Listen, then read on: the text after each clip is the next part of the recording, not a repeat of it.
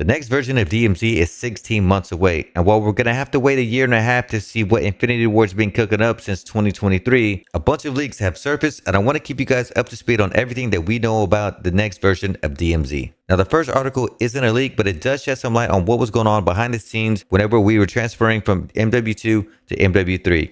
And you can see that Microsoft finally buys Activision for $69 billion after regulatory approval. This article was published in October 13th, 2023. Now, while this isn't overly important, what we do see is something that's typical of acquisitions, and that is that Activision Blizzard to lay off 899 employees. And this article was published 9 months later. And what we see in here is Infinity Ward got some cuts. They have 49 employees. Infinity Ward is the creator of DMZ. Now, whether this had any direct effect on development for DMZ and MW3 or not, we'll never know, but it is something that's worth noting. Now, that was in July, and the very next month, we get a tweet that says MW4 development is currently at a standstill. The team is seemingly unhappy with the narrative and the mechanics of the game, and Activision is putting severe pressure on the studio as a whole.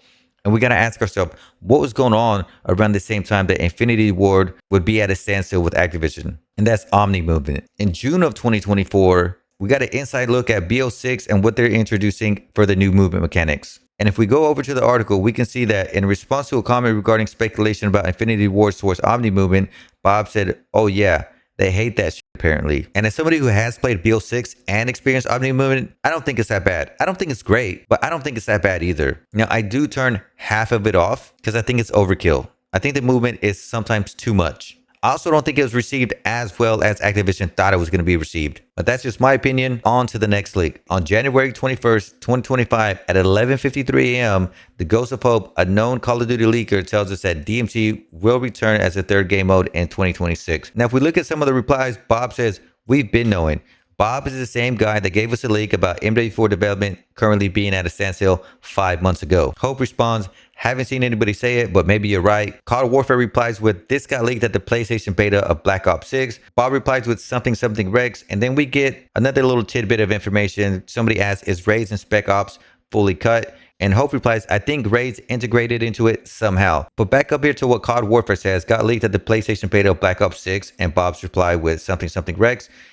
A few minutes later, COD Warfare tweets out this, "Yeah, was in the PS beta files for Black Ops 6. And you see a bunch of Rex files here for DMZ. Again, this is at 12:05 p.m., just a few minutes later from this 11:53 a.m. post from the Ghost of Hope. The very next day, COD Warfare tweets out, "DMZ, when it comes back in 2026, really needs big time support from Infinity Ward and Raven Software." And at this point, it isn't speculation anymore. It's absolutely confirmed that DMZ will come back in 2026 when they release Modern Warfare 4.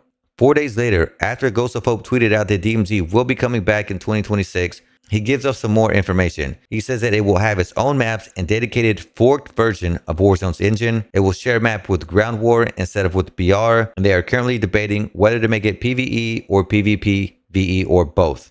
I think what we should look at is right here where it says it will share a map with Ground War instead of BR. Currently, DMZ is on all mods where it's the same map that Warzone Battle Royale is on. It's a very big map. Ground War maps are not that big. So I'm interested to see how they implement DMZ onto smaller maps. The other thing they say is they are currently debating whether to make it PvE or PvPvE or both. And I think that's important because in MW2 2022, there wasn't a PvE mode. There wasn't a zombies mode for people to enjoy. They had engaged in PvP in every game mode of that version of Call of Duty. Now, after January 25th, we wouldn't get another leak until March 1st, a few months later. And we can see here that we have unseen DMZ menu added in Season 2 Reloaded of Black Ops 6. And all this post does is really just confirm to us further that DMZ will be coming back in MW4. 2 days later, Call of Duty News would tweet out, "Fresh DMZ MW4 leaks have surfaced today from reliable leaker and data miner Call Warfare Forum." And if we go over to that day, you can see that they were talking about a currency type for DMZ. They found that the Riot Shield is going to be coming back. And if we click on this link here, it says the new DMZ map will be named Tumen. And with Call of Duty News here, it's reporting all of the data mining that COD Warfare just did. And you can see they summed it up here for us. New map, codename Tumen. Operator Mace will be coming back as a DMZ boss. The Riot Shield is coming back. DMZ will apparently have its own currency. And new versions of Vaudel and Fortune's Keep. Now, this isn't specifically DMZ. This is DMZ and MW4. And that happened again on March 3rd. Later on the same day, about 12 hours later, the Ghost of Hope will tweet out exclusive details for Modern Warfare 4. There's no old gen support, meaning they're only going to focus on Xbox Series X, Series S, and PlayStation 5. Traditional UI like older games, more traditional than BO6. Engine being overhauled to address MW2 problems like visual clutter, being developed on dev kits for the next Xbox, and no Warzone 3 if Verdansk fails to return current returning players. Now, this isn't direct DMZ news, but there is speculation about what the third game mode would be if there's no Warzone. Will they switch Warzone and dump everything they have into DMZ? Or are they going to do something else if Warzone continues to lose players? Now, about 6 weeks later, in April of this year, we would get a new leak about DMZ, and they're saying a newly enhanced AI will be introduced, and players will see either a search icon or detainment icon. They're saying depending on the map, 12 to 16 teams will be formed, each consisting of 3 players. If you compare that information to what we know about Al-Mazrah, you'll know that's about 60 to 80% of the player base whenever the lobby is full on Al-Mazrah. So these maps could be much smaller. They also go on to say that special maps for DMZ 2026 will be prepared with substantial content added every 2 seasons. Updates will be delivered continuously during both the main season and the mid-season.